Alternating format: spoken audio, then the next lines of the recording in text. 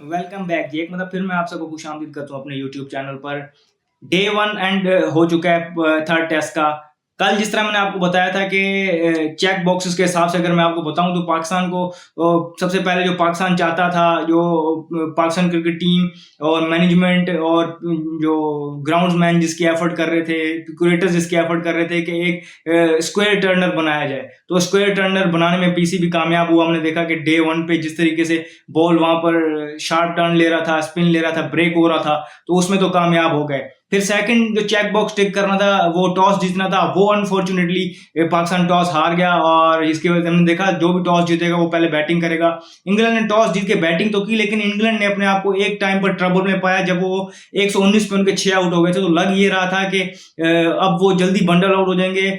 At max जिसको हम कहते हैं कि वो 200 बना पाएंगे और 160 150 के दरमियान शायद वो आउट हो जाए, लेकिन ऐसा नहीं हुआ। वहां पर जेमी स्मिथ और गस एटकिंसन के दरमियान 106 रन की पार्टनरशिप लगी, जिसकी वजह से क्रॉल बैक किया इंग्लैंड ने गेम में। इससे पहले 50 रन स्कोर कर चुके थे बेन डकेट भी उनकी तरफ से। बेन डकेट अपनी ये फॉर्म को कंटिन्यू कर रहे हैं, लेकिन हमने देखा कि ये जो मेजर जो इंग्लैंड ने कम बैक किया वो ये 7th विकेट पार्टनरशिप थी उसकी वजह से।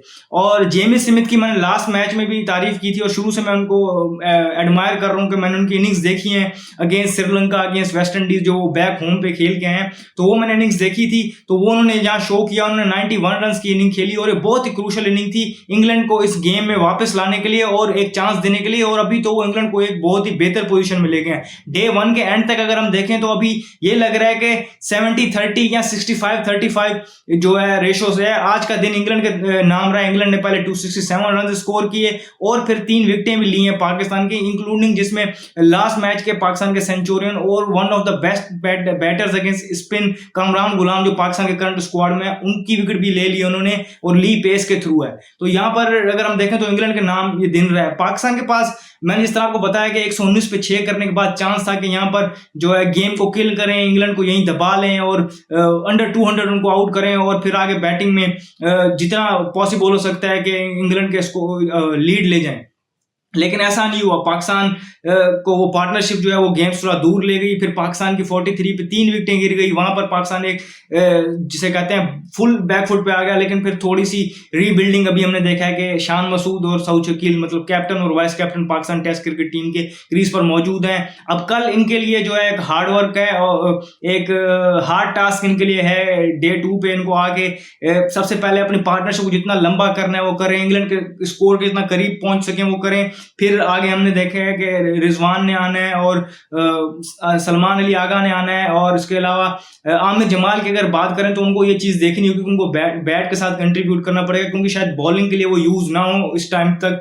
पहली इनिंग में तो नहीं हुए और सेकंड इनिंग में भी मुझे नहीं लगता वो यूज हो, तो उनको बैट के साथ कंट्रीब्यूशन करनी पड़ेगी। जैसे गस एटकिंसन ने 39 रन स्कोर किए हैं तो उनको भी ये करना पड़ेगा और टेल को अगेन कुछ कंट्रीब्यूट करके पाकिस्तान को यहाँ पर सबसे पहले तो ये चीज माइंड में रखनी होगी कि जितना क्लोज पहुंचे और डेफिसिट बिल्कुल ना दें और लीड में जाएं, और लीड भी एक सब्सटेंशियल लीड हो ताकि इंग्लैंड का, क्योंकि हमने यहाँ चौथी बैटिंग करनी है और चौथी बैटिंग में जितना टारगेट ज्यादा होगा हमारी जो है जो सेकंड इनिंग कोलैप्स जो हमारा होता है उसको माइंड में रखते हुए, पिच को माइंड रखते हुए, जो पिच पहली इनिंग में पहले दिन पे इतना ब्रेक कर रही है तो वो डे 3 डे 4 ये मैच एट मैक्स डे 4 तक जाएगा, इससे ज्यादा नहीं जाएगा, तो वो हमें ट्रबल कर सकता है। तो हमें ये चीज अपने माइंड में रखनी पड़ेगी और हमने इस चीज को देखते हुए बैटिंग बड़े मोहतात तरीके से करनी होगी। हमने अपने आप को इस टाइम एक मुश्किल पोजीशन में पाया है। देखें जब 119 पे उनके 6 आउट हो गए थे तो उनके पास रिकॉग्नाइज एक ही बैट्समैन था जेमी स्मिथ और साथ उनके बाकी टेल आ रही थी। वहां पर पाकिस्तान को गेम को किल करना चाहिए था, लेकिन वहां हमने देखा कि जेमी स्मिथ ने बड़ी आउटस्टैंडिंग तरीके से पहले प्रेशर एब्जॉर्ब किया, फिर आहिस्ता आहिस्ता रिवर्ट करना शुरू किया। जो मेन हमारे विकेट टेकर थे जिन्होंने 4 विकेटें ली हुई थी उस टाइम तक, साजिद खान, उसको अटैक किया। फिर उन्होंने मतलब देखें पाकिस्तान से कहां गेम दूर गई कि उन्होंने साजिद पे अटैक किया और साथ नुमान अली कंटिन्यूसली बॉलिंग कर रहे थे, इन्होंने 6 आउट किए हुए थे। चेंज पे बॉलर है जाहिद महमूद, उनको वहां पर उसी मोमेंटम को कैरी करना था लेकिन वो नहीं कर पाए, जहां से रन और ज्यादा लीक हो गए पाकिस्तान से।